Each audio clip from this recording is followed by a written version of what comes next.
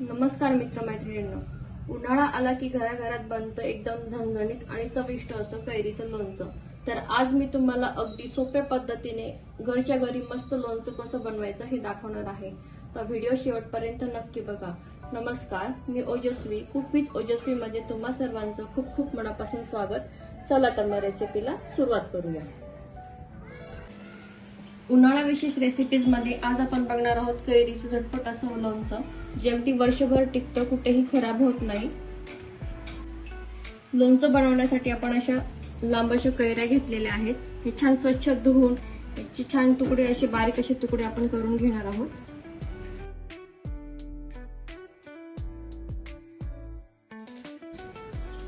तो अशा पद्धतीने आपण बारीक बारीक अशी कैरी कापून घेतलेली आहे। इथे आपण अर्धा किलोच्या प्रमाणामध्ये कैरीचं लोणचं बनवणार आहोत। तर हे बघा, अशा पद्धतीने अगदी बारीक बारीक अशी आपण कैरी कापून घेतलेली आहे। तुम्हाला पाहिजे असेल तर तुम्ही थोडीशी मोठी पण ठेवू शकता, पण अशा पद्धतीने छान लागतं लोणचं, त्यामुळे आपण अशी बारीक कापून घेतलेली आहे। कैरीचं लोणचं बनवण्यासाठी इथे आपल्याला लागणारं साहित्य, इथे मी पावशेर गूळ घेतलेला आहे, बारीक चिरून घेतलेला आहे।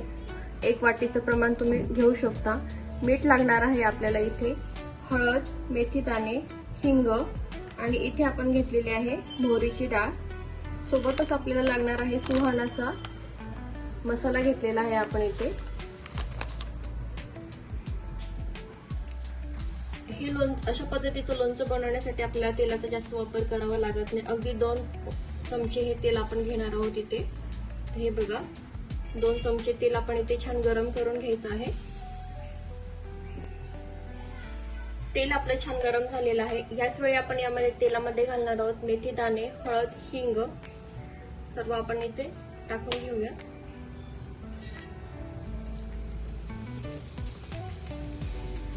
हळद अगदी चिमूटभर घ्यायची आहे। इथे आपण 1 वाटी मोहरीची डाळ घेतलेली आहे। मोहरीच्या डाळीने लोणच्याला चव छान येते आणि टेस्टही छान येते, त्यामुळे इथे आपण 1 वाटी 100 ग्रॅम वजनी प्रमाणात मोहरीची डाळ घेतलेली आहे। ती पण आपण इथे तेलामध्ये घालून घेणार आहोत। आता आपण हे छान मिक्स करून घेऊया।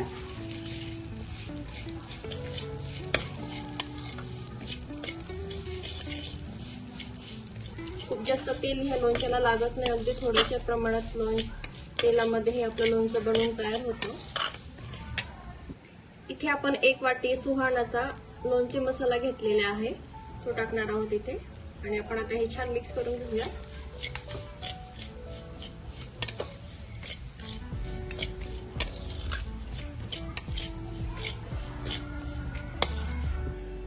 मसाला आपला छान परतला गेलेला आहे, तुम्ही बघू शकता, त्याला रंग छान आलेला आहे। आता आपण इथे बारीक बारीक चिरून घेतलेली होती कैरी आपण आता ही मिक्स करून घेणार आहोत।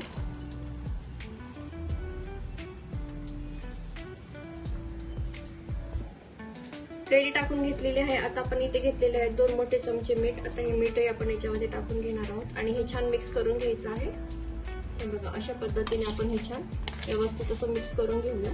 सर्व मसाला कैरींना लागला गेला पाहिजे, असं खालीवर करत व्यवस्थित हे सर्व मिक्स करून घ्यायचं आहे।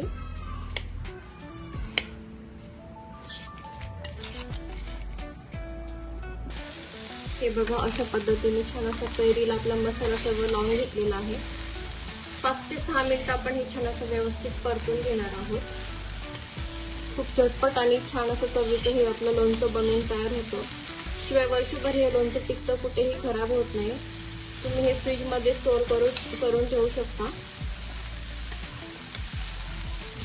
एकदा अशा पद्धतीने लोणचं नक्की ट्राय करून बघा। हे बघा, असं छान आपण हलवून घेऊया। रंग देखील किती छान आलेला आहे, तुम्ही बघू शकता, आणि फार असं तेल याला लागत नाही, त्यामुळे ऑइल फ्री असं लोणचंही तुम्ही याला म्हणू शकता। हे बघा, याला रंग किती छान आलेला आहे। जेवताना चवीला तोंडी लावण्यासाठी वगैरे आपण लोणचं अशा पद्धतीने छान बनवू शकतो। अगदी झटपट हे लोणचं होतं। मसाल्यामध्ये सर्व असते, त्यामुळे वेगळं असं फारसं साहित्य याच्यामध्ये वापरायची गरज पडत नाही। त्यामुळेच आपण इथे वापरलेला आहे सुहानाचा लोणचे मसाला। हा अगदी बेस्ट लोणचे मसाला आहे, तुम्ही नक्की ट्राय करून बघा। हे आपलं छान सर्व मिक्स करून झालेलं आहे. कैरीला आपण मसाला मीठ व्यवस्थित सर्व लावून घेतलेला आहे. आता आपण इथे घेतलेला आहे 1 वाटी गूळ.